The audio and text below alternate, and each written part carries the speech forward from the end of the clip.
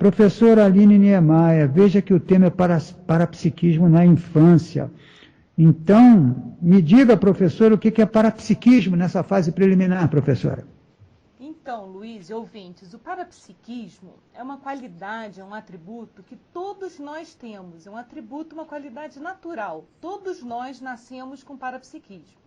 Mas existe uma diferença. Umas pessoas têm um parapsiquismo mais desenvolvido e outras não. Né? Umas aprendem a lidar com o parapsiquismo de maneira mais lúcida, evolutiva, e outras ainda não estão utilizando o parapsiquismo dessa forma que é a mais evolutiva. Né? O que é o parapsiquismo, esse atributo natural? Você consegue expandir suas percepções além dos 5 sentidos físicos, né, do corpo humano. Além da visão, do tato, do olfato, né? São as parapercepções, né? As percepções além das percepções normais, digamos assim, né? Que são estudadas, né? Que são vivenciadas em fenômenos parapsíquicos, né? Ou paranormais, como algumas pessoas conhecem, né? Da paranormalidade. Então, o parapsiquismo é isso, né? Um sinônimo, né, uma palavra também seria paranormalidade, né? Mas nós na Conscienciologia usamos mais o parapsiquismo, né, os fenômenos parapsíquicos, sensações, né, fenômenos além dos 5 sentidos físicos. E levando também em consideração, nessa análise, a questão das energias, não é isso, professor? Com certeza, e a questão das percepções energéticas. Perfeito. E por que a professora, que é pesquisadora, considera importante desses fenômenos que a professora acabou de comentar, já na infância, professora Aline? Então, na infância, Luiz, ocorre uma coisa muito interessante. As crianças, porque elas estão mais abertas, né, ainda estão assim, sem formação, né, isso é explicado até fisiologicamente, né, a formação do cérebro totalmente desenvolvida, né, o parapsiquismo ele costuma ser mais acentuado. Esses fenômenos paranormais costumam ser mais acentuados na infância, né? Com o passar do tempo, na adolescência, na adultidade, existe uma tendência a a consciência, eu, você, sermos mais restringidos no aspecto da vivência dos fenômenos parapsíquicos. Então, vamos dizer assim, na infância o parapsiquismo ele brota, né? Ele está mais aberto, ele está... É fácil identificar a criança, perceber mais coisas, né? Porém, aí existe um pormenor. A criança tem dificuldade, por quê? De expressar. Imagina uma criança pequena de 3 anos, 4 anos, para ela colocar em palavras para o pai, para uma professora, para uma tia, o que ela está vivenciando, né? Então, essa dificuldade de expressar o parapsiquismo, a criança, é algo que a Conscienciologia também vem ajudando, né? Para que a criança, em métodos de educação parapsíquica, né? Principalmente na infância. Existe até uma instituição na Conscienciologia que é a Evolucim, né? Com cursos para isso, né? Para estar desenvolvendo o parapsiquismo desde a infância, porque muitas crianças têm sensibilidade energética parapsíquica e nem elas e nem os pais sabem como lidar com isso. Perfeito. Professora, antes de voltarmos a falar das crianças, eu queria falar sobre os adultos, que a professora já comentou, os adolescentes e os adultos. No caso do parapsiquismo, onde a cultura vai pressionar os adultos a não pensar nesse tema, hein, professora? Então, a cultura vai pressionar com medo, né? Porque existe o parapsiquismo que não é desenvolvido, né? Não é visto como algo saudável. Como algo é visto com medo, com inculcação, com dogmas. Esse não é o parapsiquismo evolutivo, não é o parapsiquismo voltado para criança ou para adolescente, né? Desenvolver atributos evolutivos para assistência dele, para outras pessoas. É um parapsiquismo que a gente vê, digamos assim, né, fenômenos paranormais em filmes de terror, né? Que é um parapsiquismo, uma paranormalidade voltada para o lado do assédio, para o lado doentio, né? Enquanto a gente quer lidar com o parapsiquismo e quer desenvolver o parapsiquismo saudável, lúcido. Perfeito. Então a cultura pressiona os adultos e no caso da criança não existe essa pressão, mas entretanto ela não sabe comunicar, não é isso, professor? Ela não sabe comunicar, existe essa grande dificuldade, né? Perfeito. Alessandra Nascimento, uma questão para a nossa convidada, a professora Aline Niemeyer. Aline, tudo bem? Tudo bom? Olha só, Aline, então realmente a gente sabe aí que existe, esse tema não é tratado como, como algo normal, natural. E aí os pais que percebem que seus filhos fazem esse tipo de comentário, para a gente começar a aprofundar um pouco mais o debate, quais seriam as primeiras orientações? O que um pai ou uma mãe pode fazer quando percebe que seu filho passa por esse tipo de percepção? Olha, uma das primeiras orientações é observar o filho, né? A observação e o diálogo. Outra, enquanto a criança ainda não sabe se comunicar bem, ver outras formas pelas quais a criança se comunica, né? Se comunica bem oralmente, né? Que é o desenho, por exemplo. Às vezes a criança vai desenhar, né, em psicologia infantil muito usado isso, né, o desenho, vai desenhar um fenômeno que ela está vivenciando, só que ela não sabe expressar em palavras, né? Então desenha outra forma. Outra coisa que é comum, às vezes a criança parapsíquica. Uma criança parapsíquica às vezes tem muito, sabe o quê? Né? Que eu tinha isso, né, na infância, medo do escuro, né? Medo do escuro pode ser um sinalizador de que a criança está com parapsiquismo bem aflorado, pode estar percebendo certas coisas e está com medo do escuro por causa dessa não saber como lidar com esses fenômenos parapsíquicos. Uhum. E aí o pai ou a mãe pode, como é que ele vai saber diferenciar quando a criança está imaginando, quando ela está inventando? Porque as crianças também têm uma criatividade, né, muito aguçada. Isso não vai ser da noite para o dia, né, Alessandra? Vai ter que ter um acompanhamento, uma observação apurada para ver assim qual a tendência do meu filho. Por exemplo, você pode perceber se ele se ele entende de energias, né? É, é, tem que tem que estar realmente assim observando detalhes, né? Porque também tem esse outro lado que você falou bem lembrado.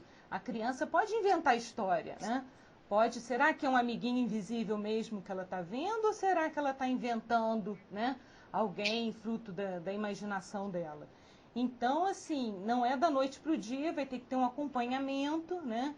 E às vezes, alguns casos, é interessante também, se tiver com problemas de medo, traumas, ter um psicólogo, né? Um acompanhamento psicológico, né? Em outros não é necessário, então vai ter que ver cada caso, é um caso, né? Mas o mais sério que eu vejo, assim, que se o pai, se o educador já souber, por exemplo, trabalhar com energias, né? Ele já pode, com a criança, começar a trabalhar com as energias. Por quê? Porque aí ela vai ficar um pouco mais madura, equilibrada, para entender de energias, né? Para desbloquear chakras. Então, assim, e perceber se aquelas vivências anteriormente faladas, né? Que as crianças comentam, por exemplo, de amigo invisível e tal, se elas continuam. Né? Então, quer dizer, desenvolver de forma madura, desde energia, desde de perceber se a criança comenta de uma mesma forma, porque às vezes quando a criança mente, ela se enrola na mentira, né? Vai chegar um outro dia que ela vai falar diferente, aí é muita atenção que o pai tem que dar aos pais, né? Para perceber realmente identificar isso. Perfeito. Eduardo Ezag, professor, um ponto aí para a gente comentar. Então, Aline, um outro ponto também são as questões das energias também que estão presentes também na criança. E queria que você comentasse, então, do ponto de vista da ectoplasmia, como é que se percebe as crianças que são mais ectoplásticas, que estão com as energias mais soltas, o que isso influencia na manifestação delas, assim? Tá. A ectoplasmia, né, para os ouvintes que possam não saber, é quando uma consciência, eu, você, uma criança, um jovem, tem muita energia, muita quantidade de energia, né, de energia densa, né? Então, o que que acontece? A criança, ela doa facilmente energia quando ela é ectoplástica, né? Ela tem uma capacidade de doar, de expandir as energias dela com muita facilidade, né? Essa facilidade, né, como ela não tem um desenvolvimento energético, né, quando não tem, o que que acontece? Acaba provocando acidentes, né? Então, uma criança ectoplasta com muita energia densa, ela pode provocar acidentes assim, ser aquele tipo de criança que destrói produtos elétricos, eletrônicos, né, só mexendo pelas energias, ela toca no interruptor e diversas vezes de lâmpada, né, ela vai queimar as lâmpadas, tem esses acidentes. E tem também aspectos físicos, fisiológicos, né, que a gente pode perceber na criança ectoplasta, né?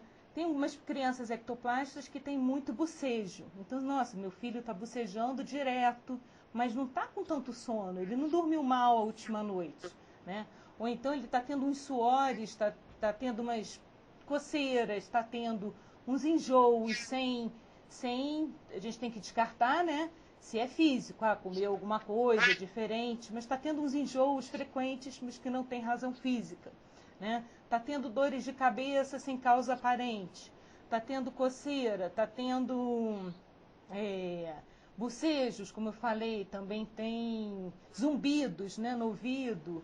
Então, tem vários sintomas físicos que podem identificar a criança ectoplasta, né? Que é muito importante identificar. Por quê? Porque a criança ectoplasta, como tem muita energia, aquilo que eu falei anteriormente, ela pode provocar acidentes, né?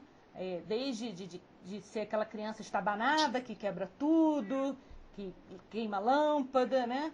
E também de ter uma sensibilidade fisiológica em alguma parte, né?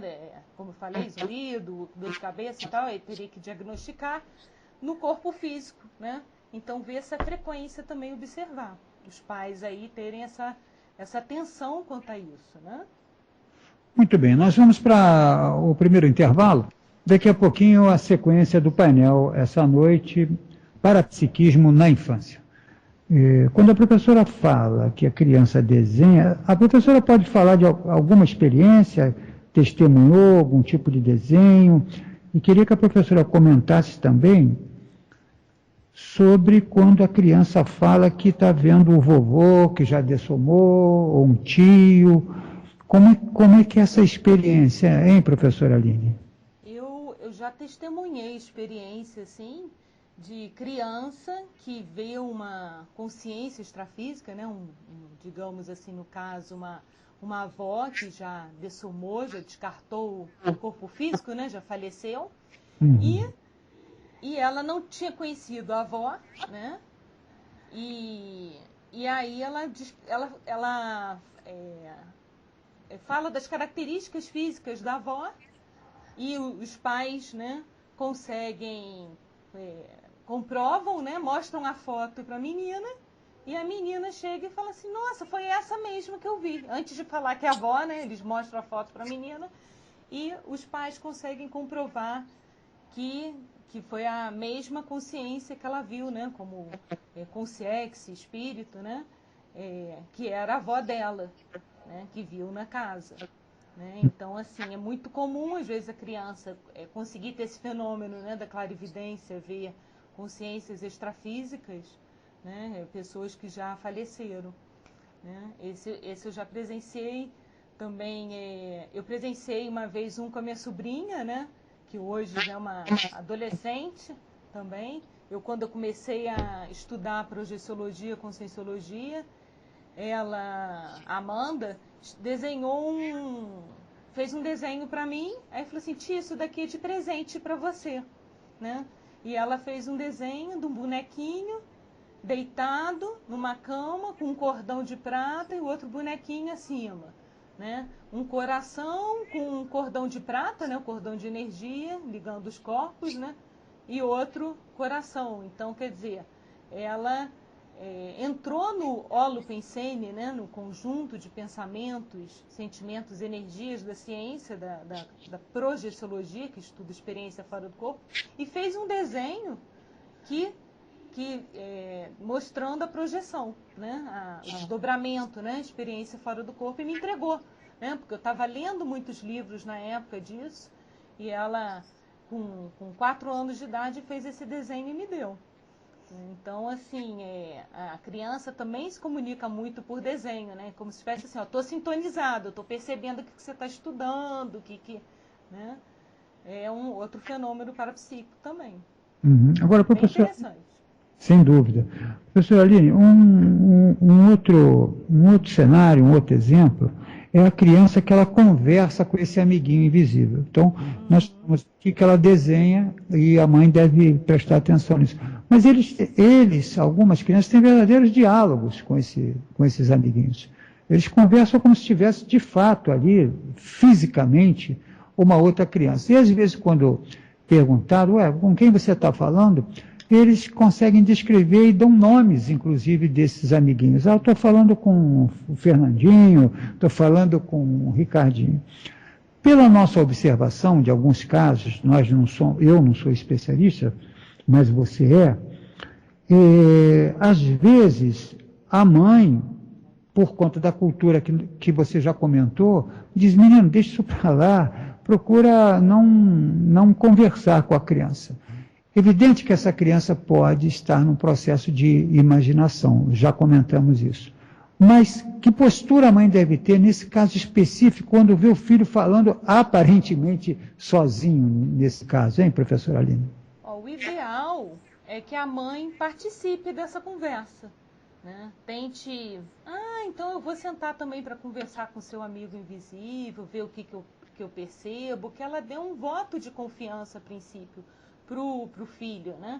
Que ela tenha esse abertismo, que ela não chegue, que alguns pais, não, isso é coisa da sua cabeça, ou então provoca medo na criança, né? Às vezes ainda há casos que os pais levam, pode estar louco, e não tem esse tempo de pesquisar o filho, de observar, né? Porque o próprio pai, os pais, né, eles podem aprender muito com a criança, né? Com a criança parapsíquica. Às vezes o pai não tem parapsiquismo. Então, assim, ele pode aprender o que é isso que meu filho está tendo, né? Nem sempre um filho parapsíquico, uma criança parapsíquica, é filha de pais parapsíquicos, tem isso também. Quando o pai e a mãe já são parapsíquicos, em geral é mais fácil deles compreenderem, né? Então, sentarem com as crianças, conversar, tá vendo amigo invisível? Posso sentar para tomar um café então com o seu amigo invisível? Me conta mais desse seu amigo invisível. Ele tem nome, é amiga? Como é que você vê a roupa dele ou não? Né? Então, buscar assim, detalhes, conversar, ter abertismo. É preciso ter abertismo, ter diálogo, né? Senão não flui, né? Não flui mesmo. E o mesmo vale, me parece, Aline, para o medo do escuro que você já comentou. Porque, inicialmente, as pessoas acendem a luz, né, é mais fácil, e também procuram não conversar com a criança, diz que é bobagem, ou então autoriza que a criança vá para o quarto com os pais, isso é muito comum. Claro que a gente sabe que tem um histórico do medo de escuro por conta de vidas passadas, a gente sabe disso, né? Nós já vivemos em épocas que não tinha nem luz, né? Isso imagino que tenha gerado muitos traumas durante o nosso processo evolutivo. Mas, no caso de presença de consciex, nesse caso, qual é a melhor postura? Também é conversar com a criança? Também é conversar, sim, Luiz, porque tentar entender esse medo dela, porque assim, a gente sabe que consciências extrafísicas, consciências, não tem só consciências maduras, benévolas, né? Tem as consciências também doentias, imaturas, os assediadores, como tem os amparadores também. Então, assim, primeiro, pode ter casos, já vi casos assim, que a criança tem medo de escuro por causa de consciência assediadora que provoca esse medo nela. Né? Então, aparece e tipo filme de terror mesmo. Né? E também pode ter também uma predisposição, por exemplo, eu conheço um caso de uma menina que via filme de terror, uma criança, que não é indicado que os pais, né, é bom que se evite filmes de terror. Ela viu aquele filme dos bonecos, como é que é? Do Chuck, né? Chuck, e ela ficou com medo de boneca. Então ela tinha que dormir com luz acesa, tinha medo do escuro e tirar todas as bonecas, teve que ser retiradas. Depois a mãe, com diálogo, conversou e ela tinha visto esse filme do Chuck, né, do boneco assassino. Então, assim, isso tudo também faz a criança, né, ter imaginação e adquirir, às vezes, medos, traumas. Então, assim, há que ter um acompanhamento, né, e muito diálogo. para identificar que tipo de medo é esse. É um medo do escuro, porque que nem esse caso, né, a criança estava vendo filme de terror com o irmão mais velho, que não é indicado, né, ou está vendo consex, né, e que provoca medo, que faz aquelas caras assustadas, porque também tem consex que é amparadora, mas tem essas que podem fazer cara de terror para a criança, né. Agora, geralmente, quando a criança relata amigos invisíveis, das duas uma, ou são consciências amparadoras, que estão ali ajudando, mais maduras, benévolas, ou são guias cegos, né? Que é um tipo assim, pode ajudar, mas tem um propósito egoísta, também tem um lado que assedia, né? Não é tão maduro. Em geral, são essas duas, é mais comum ser guia cego, né? Mas também existem casos de assediadores, né? Mas é bem mais comum guia cegos. Né, que existem essas 3 definições, digamos assim, didáticas, né, ouvintes, não sei se sendo claro para vocês, de 3 tipos de consciências, ou seja, as amparadoras, benévolas, mais maduras para ajudar, né, mais positivas, os guias cegos, que têm um lado positivo, mas tem um lado muito egoísta e imaturo, então uma hora eles podem estar amparando, outra hora assediando, e os assediadores em si, que tem mais a predominância do assédio, do lado negativo, tá? Patológico. Eu acho que ficou bem claro. Nós vamos para o intervalo e logo na sequência, após o intervalo, a professora Alessandra e o professor Eduardo vão apresentar outros pontos aqui do painel essa noite para psiquismo na infância. Nossa convidada é a professora Aline Niemeyer, que fala ao vivo, direto de Foz do Iguaçu, no Paraná. Professora Alessandra, mais um ponto aí. Luiz, você comentou no bloco anterior sobre vidas passadas, e eu lembrei o caso de um primo, acho até que eu já comentei aqui, e quando ele nasceu, assim pequenininho, devia ter uns 3, 4 anos, ele ouviu uma música que não era uma música da atualidade, uma música antiga, e ele começava a chorar. E aí a gente perguntava dele por que ele estava chorando. Aí ele dizia, minha mulher me traiu. E ele não tinha noção, era um bebê, uma criança, 3, 4 anos, né? Então, nesse contexto aí, Aline, o que a gente poderia falar para os nossos ouvintes sobre lembrar de vidas anteriores, né? Eu também tinha uma colega que a filhinha dela falava, quando ela era pequenininha, ela contava um enredo de uma vida que não era a realidade dela. Então, isso é comum? Você já identificou isso nas suas pesquisas, Aline? Como é que é isso aí para você? Existe sim, isso é comum, né? É muito sério, já na infância. A gente não pode esquecer que a criança é o quê? Uma consciência multimilenar, como você estava falando, né? Vidas passadas, a criança, nós somos consciências multimilenares, né? Temos vidas passadas. Então, assim, e hoje em dia até o fenômeno, não sei se eu posso dizer que tem ocorrido mais, mas a gente tem visto mais, né, na mídia, histórias de crianças que relatam determinados fatos, né, porque que nem essa que você estava falando da sua prima, né, que lembrou de uma música e a música, de repente, tem ligação com a última vida passada dela, né. Tem outras que relatam lugares onde tiveram e tal, e os pais pesquisam e comprovam que todos os dados que aquela criança comentou, que relatou toda aquela história, realmente é verídica, é real, né? Ocorreu naquela época, antes dela nascer, em tal lugar, daquela forma, né? Com aquelas emoções. Então, assim, é avaliar mesmo, porque assim, é mais comum com a criança, né? Tem crescido muito o relato desses casos de crianças, né? Que lembram de vidas passadas. Anotar, pesquisar, né? A grande evolução do parapsiquismo é a gente sair do parapsiquismo místico, né? Para ir para o parapsiquismo científico, que a gente pesquise, que a gente analise as variáveis, né? Então, um pai que já pesquise parapsiquismo vai ajudar muito o filho parapsíquico, né? Então, acho que é interessante nesse sentido, né? É muito sério e são grandes chances de pesquisa, né? De autopesquisa para a criança, né? Para ela entender melhor dela, entender do complexo que ela é, né? Que ela não é criança, ela está criança no momento, Aí é bacana os pais que têm interesse, assim, até para contribuir com os filhos, anotarem, né, registrarem. Eu gostaria que minha mãe tivesse registrado o que eu falei quando eu era criança, né, que seria mais um material de apoio, né, de autopesquisa para mim mesma. Ah, com certeza, Alessandra, registra tudo, né?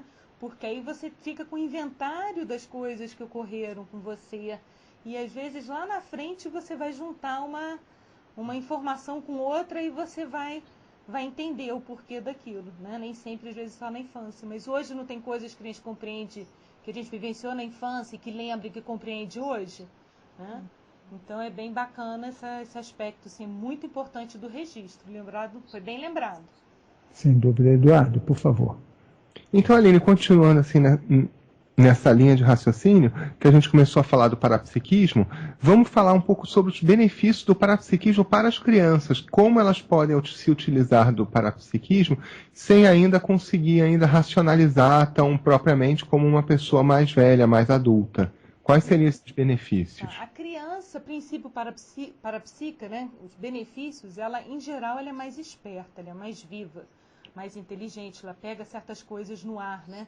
Tem uma sensibilidade energética mais apurada, então de repente ela já vai ser até um farol assim para iluminar certas situações que os pais não estão percebendo, né? Ambientes, poxa, de repente em determinado ambiente o meu filho está muito bem, entrou em euforia, né? E olha só, os assuntos são super positivos, né? Então, assim, eles mostram muitos sinais, né? Uma das coisas também muito interessante são as ideias inatas. Uma criança parapsíquica, né, principalmente se for aproveitado esse parapsiquismo dela, ela pode aproveitar, né, registrar, ter aprofundar no estudo, né, ela e os pais, no estudo das ideias inatas. Quais são aquelas ideias que a criança tem quando, desde nova, né? Ah, eu quero ser tal coisa, ter determinada profissão, ou escrever um livro sobre determinado assunto, né? Eu, por exemplo, quando eu era criança, eu tinha uma pasta que eu falava assim, não, um dia eu quero ser escritora, porque eu sei que eu já fui escritora em vidas passadas, né? Então, assim, isso tudo vai comprovando, né? Como o parapsiquismo, ele vai comprovando qualidades, trafores, né? E também, por outro lado, vai eliminando repetições errôneas, né? Ele tem essa vantagem. A criança que começa, é um benefício do parapsiquismo, né? Dá uma visão maior, então uma cosmovisão, e a criança, os pais, eles podem ter essa vantagem, esse benefício de não errar coisas que já erraram no passado, né? Em outras vidas, porque aí você tem esse sinalizador lúcido do parapsiquismo. Tá? Então, professora Aline, deixa eu retomar esse seu último comentário, que uma criança, por exemplo, que diz que quer ser músico, vou dar um exemplo aqui, que fala desde muito cedo que gosta de um determinado instrumento musical e fala com propriedade sobre esse instrumento, chega até a surpreender os pais. No caso, seria bom anotar o que ele fala, eu pergunto, desde pequeno, e ao mesmo tempo não confrontar, ou pelo menos confrontar sim, essa ideia para atender a questão da cultura, porque tem gente que diz assim, meu filho, você quer ser músico para quê? Eu quero que você seja médico igual o papai, eu quero que você siga a carreira de engenharia, isso que você está falando, como que deve ser esse relacionamento a partir dessas ideias inatas e dessas habilidades que a professora acabou de comentar? Qual é a melhor postura nesse caso, hein, professor? Isso daí, esse assunto, né, tem muito a ver com a PROEX, Programação Existencial, Programação de Vida, a missão, né, que a criança, nós, consciências, viemos. Então, às vezes, assim, um pai vai atrapalhar, né? Aspectos culturais, eles são aspectos mesológicos, são aspectos secundários diante da paragenética, ou seja, da genética, além da genética biológica, né? Do conjunto de vidas, ou seja, aquela criança que veio com dotes musicais, que ela de repente já foi música muitas vidas. Às vezes essa vida pode estar na proex dela ser música de novo, pode até ser, ou pode ser também, como eu estava falando, o parapsiquismo vai ajudar a identificar que é uma repetição desnecessária, mas que não é para ela não valorizar esse talento musical. Ela pode pegar esse talento musical e aperfeiçoar para outra área, nessa sensibilidade musical.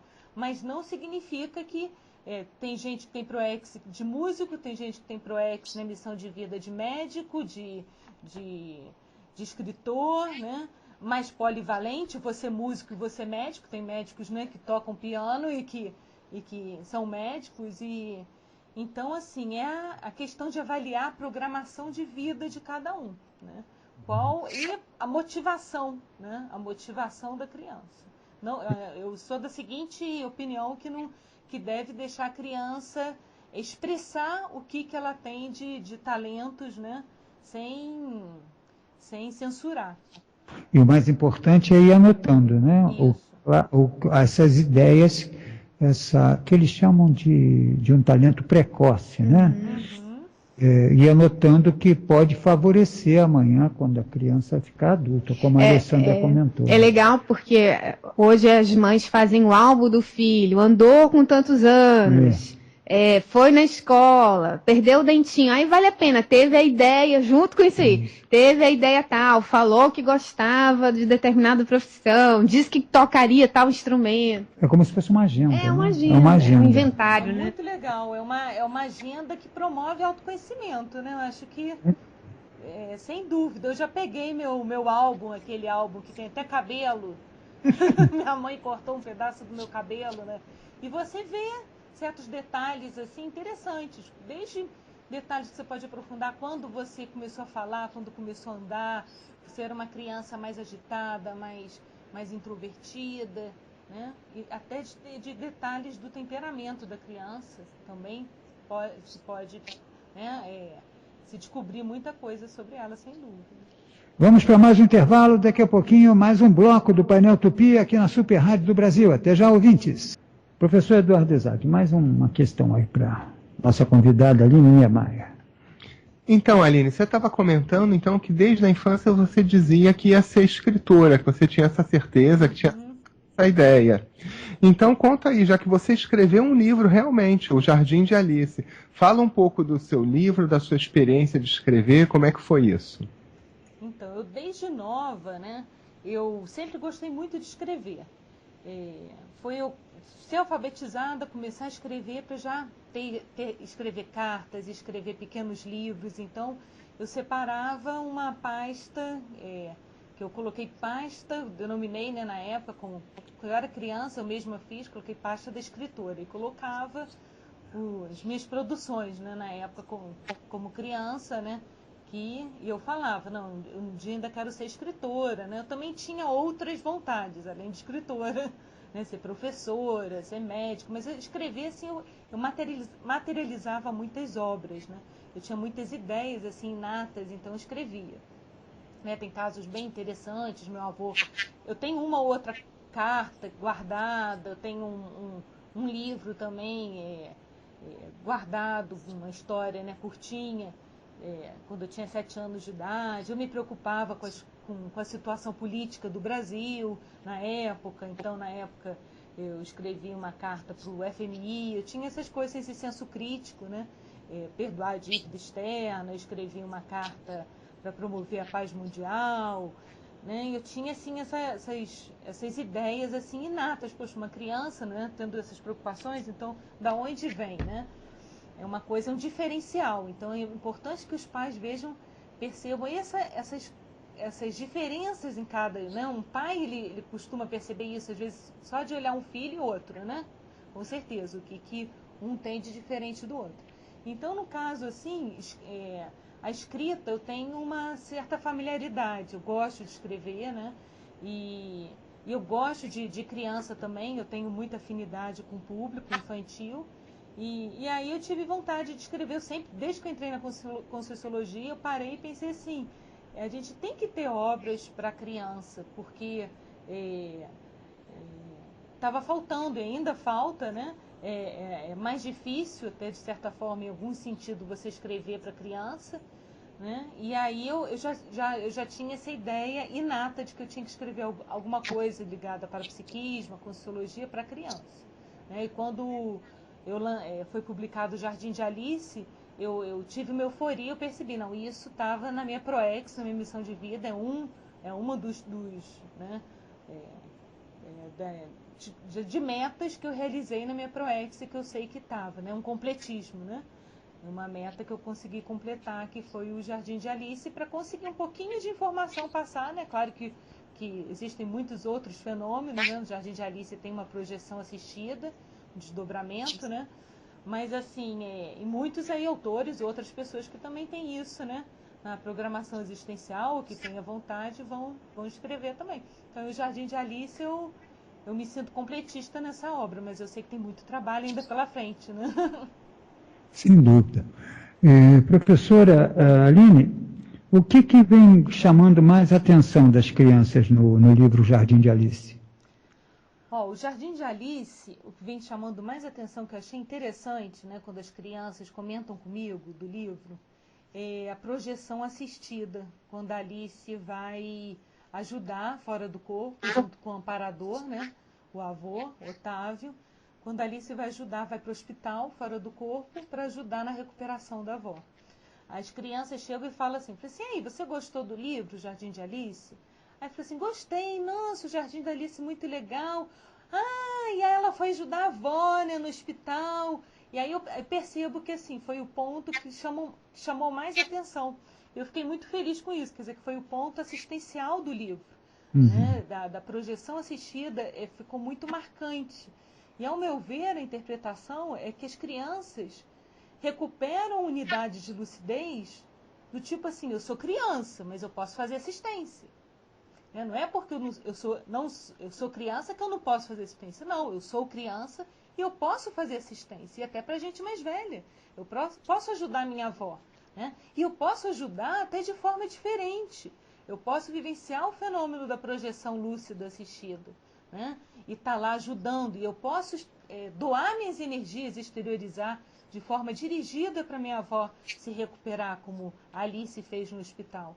Então, assim, para mim, isso, assim, eu fiquei muito feliz, porque são crianças recuperando ideias inatas. Aí está um fenômeno parapsíquico relatado num livro, né?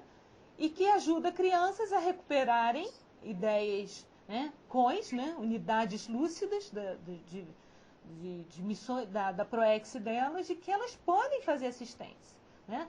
Não só na dimensão física, né, na dimensão intrafísica, mas na dimensão extrafísica também, através do fenômeno, por exemplo, que foi relatado no livro, que é a projeção lúcida assistida. E as crianças são assistenciais, né, professora? Demais, né? Demais. As crianças, elas... tem criança, assim, que ela nem sabe que está fazendo assistência, né? E faz, né? Seja através da alegria, seja através de um comentário bem pontual, porque elas são espontâneas, né? Então, às vezes, elas fazem esclarecimentos que os adultos não conseguiriam fazer, porque elas têm essa vantagem. Elas, digamos assim, elas podem ser espontâneas, né?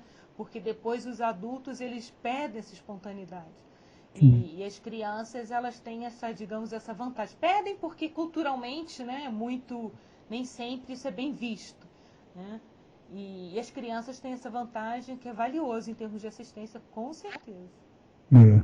Professora, que mensagem a professora deixaria para as crianças, pais, educadores sobre o parapsiquismo, que foi objeto do tema essa noite aqui na Rádio Tupi? Uma mensagem muito séria é que valorizem o parapsiquismo, né? Nós ainda não temos no planeta, ainda não, né, uma educação assim em escolas. Você não tem ainda a disciplina, por exemplo, desenvolvendo o parapsiquismo ou o parapsiquismo para criança, porque muita gente ainda enxerga o parapsiquismo de forma errada, né, com medo, ou de forma dogmática, ou de forma muito mística, mas que a gente, um pouquinho que faça as pessoas em casa, né, os pais que percebam que a importância do parapsiquismo, né, que ensinem para as crianças, que apliquem técnicas, né? Existem muitos livros já falando sobre isso. Na Consciologia a gente tem o Jardim de Alice é uma história, a gente tem o da professora Lilian Zolea, né, que fala sobre parapsiquismo, filmes também, tem a instituição a Evolucim, né? A gente vai ter o audiobook, o Jardim de Alice, em breve também, para quem quiser escutar a história, né? Não só ler, mas a criança que às vezes ainda não aprendeu a ler, é uma oportunidade, ela escuta a história. Então, que os pais comecem a falar sem medo, né?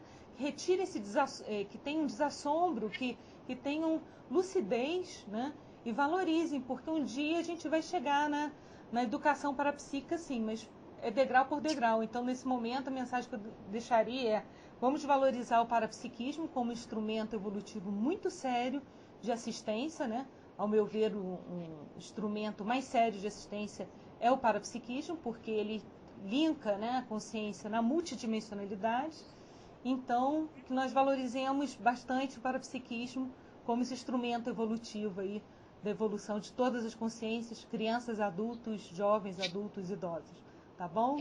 Tá bom, professora, muito bom. Eu queria agradecer a presença da professora Aline Niemeyer, essa noite aqui na Rádio Tupi. Professora Aline, obrigado, uma boa noite e até uma próxima oportunidade. Obrigada, Luiz. Um abraço para todos.